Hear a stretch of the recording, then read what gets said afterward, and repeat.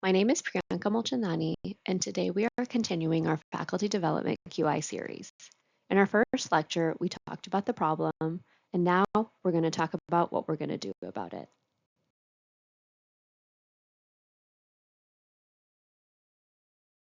These are the competencies that will be addressed in this lecture.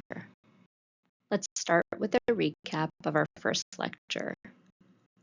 Last time, we introduced the various QI methodologies as just different toolboxes with a variety of tools that you can mix and match to help you do QI. We talked about the first few tools to help you identify the problem. We started with the problem statement to help scope the problem. We then moved on to the 5 whys and the root cause analysis, which are 2 tools to help get at the reasoning why the problem is happening. So now that we understand our problem, how do we get to our solution? How do we decide which intervention to come up with? To start, we need to first touch on the fact that not all interventions are created equal. There are good interventions and there are bad interventions.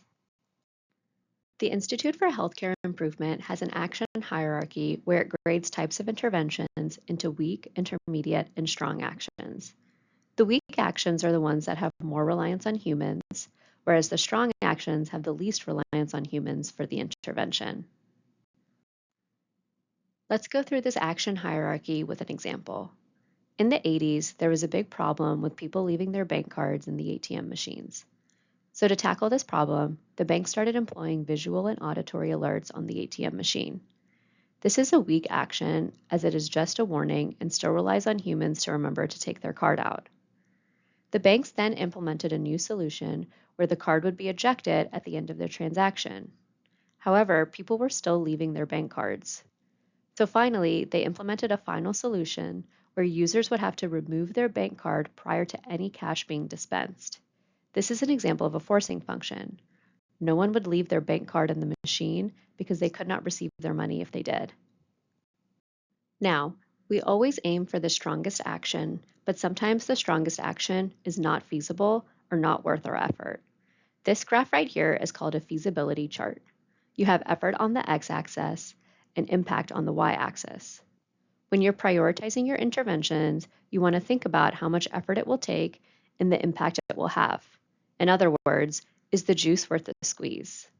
We usually like to aim for quick wins, which are low effort and high impact, but usually we end up with major projects, which are high impact but require more effort.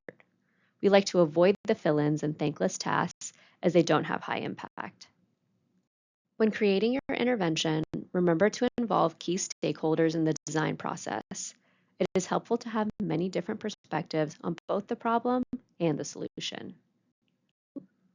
And lastly, QI is an iterative process, so the first intervention is usually not the last intervention. That being said, don't get discouraged if your first intervention doesn't completely solve your problem. QI is a cyclical process that builds on each other. And if you want to learn more on your own, I recommend you check out the Institute for Healthcare Improvement that has educational models on quality improvement.